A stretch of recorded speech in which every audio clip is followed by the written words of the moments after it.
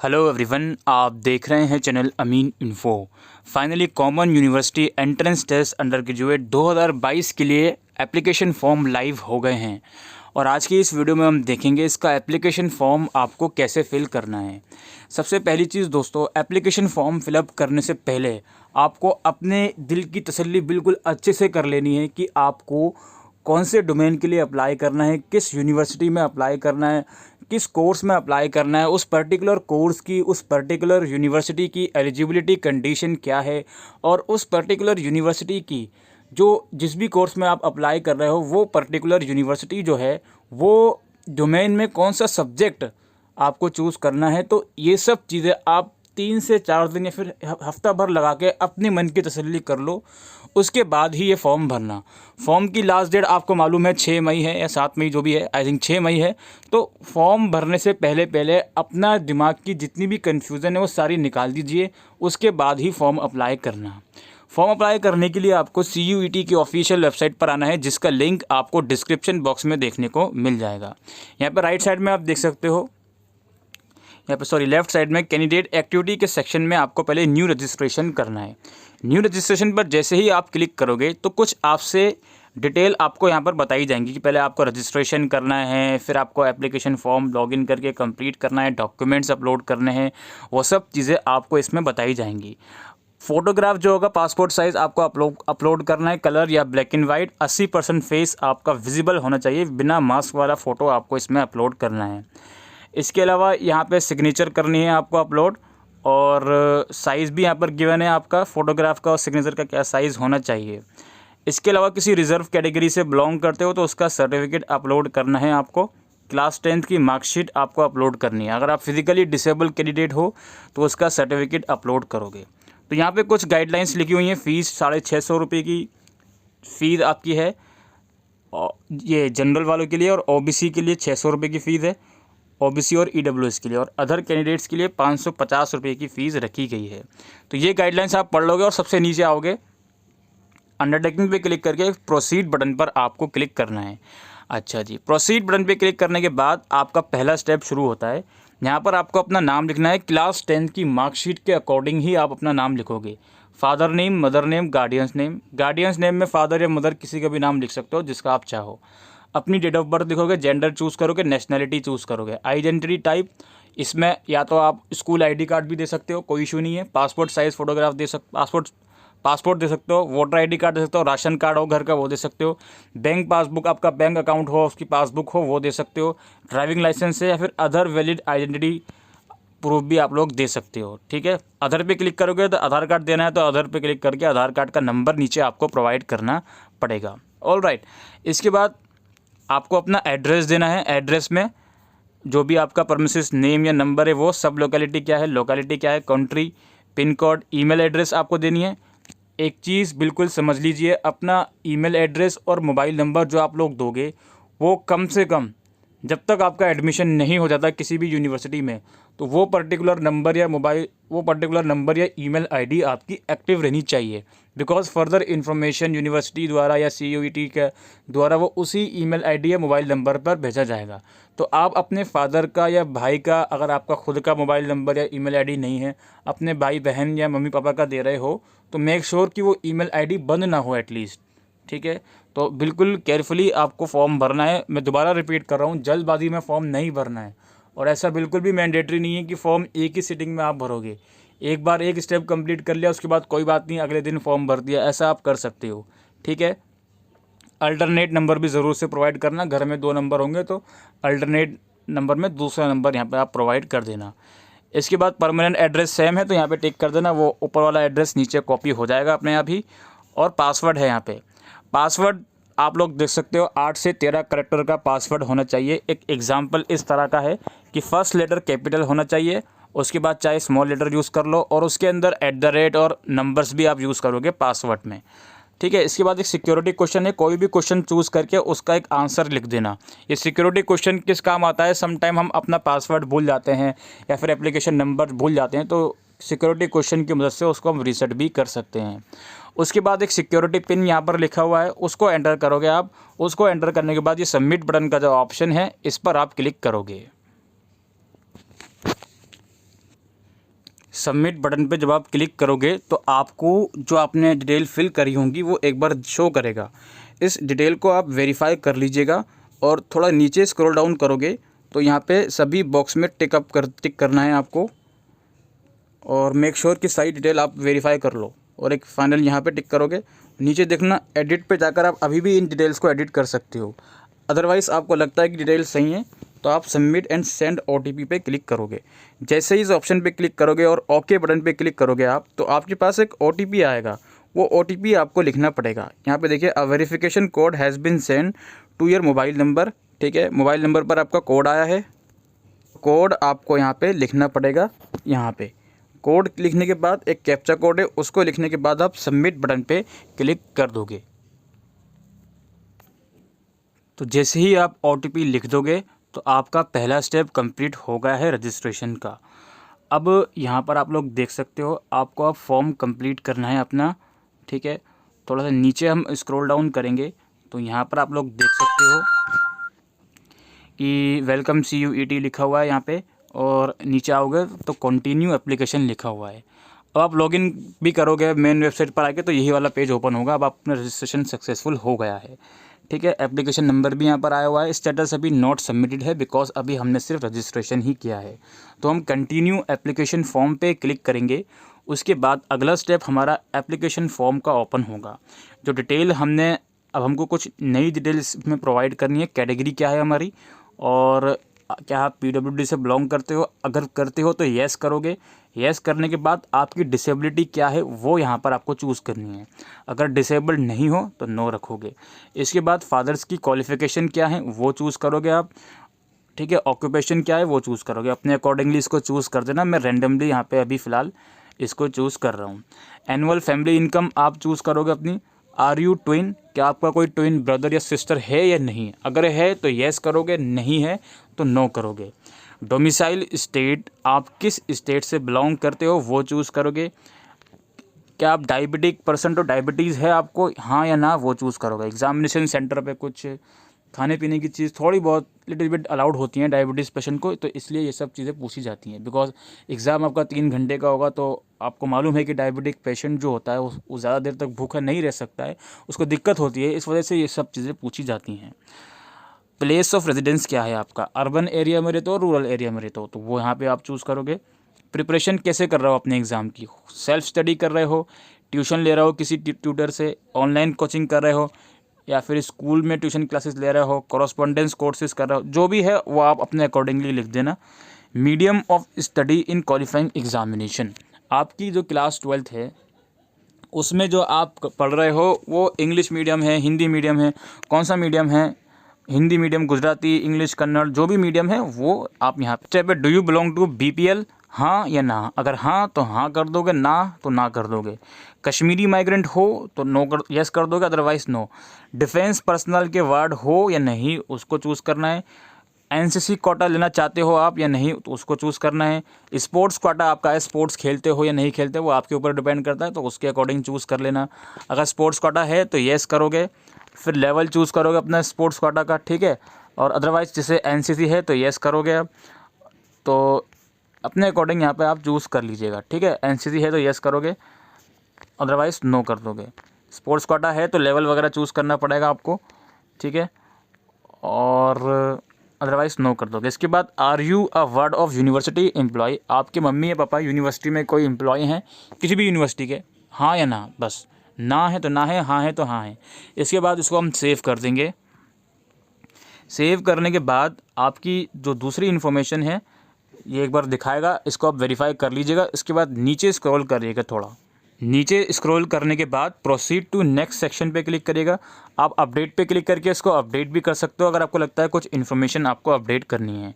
यहाँ पर आपको अपनी क्लास 10th की डिटेल देनी है। क्लास 10th का तो रिज़ल्ट ऑब्वियसली पास ही होगा, किस ईयर में आपने क्लास 10th पास आउट करी है उसकी इन्फॉर्मेशन आपको यहाँ पर देनी पड़ेगी। इसके बाद क्वालिफाइंग एग्ज़ाम ऑब्वियसली 10th और इक्विवेलेंट। प्लेस ऑफ स्कूलिंग, आपका जो स्कूल था वो रूरल एरिया में था या अर्बन एरिया में था वो चूज़ करना है। आपका स्कूल गवर्नमेंट स्कूल था, केंद्रीय विद्यालय था, जवाहर नवोदय विद्यालय था, प्राइवेट है या CBSE का स्कूल है, जो भी है वो अपने अकॉर्डिंग चूज़ करोगे। NIOS से करिए तो ओपन स्कूलिंग चूज़ करोगे। अगर आपका ऑप्शन नहीं है तो अदर में आप चूज़ करोगे, और जो भी स्कूल है का अदर टाइप है वो यहाँ पर आप लिख दोगे अगर आप अदर चूज़ कर रहे हो तो। अदरवाइज़ मान लो गवर्नमेंट स्कूल है तो गवर्नमेंट चूज़ करोगे, that's it. Qualifying examination country India से करिए आपने। क्वालिफाइंग एग्जामिनेशन स्टेट यानी कि जो आपने 10th क्लास है वो कौन से स्टेट से करी है, दिल्ली से करिए, ओके। और डिस्ट्रिक्ट क्या है, आपका स्कूल किस डिस्ट्रिक्ट में था वो लिखना है।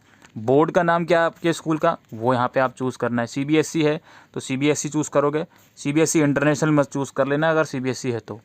इसके अलावा स्कूल का नाम लिख दोगे, एड्रेस, ठीक है। आपका 10th क्लास का एडमिट कार्ड देखना, जो उसमें स्कूल का नाम और एड्रेस थोड़ा लिखा होता है वो लिख देना, ठीक है। स्कूल का एडमिट कार्ड 10th क्लास का देख लेना या मार्कशीट देख लेना।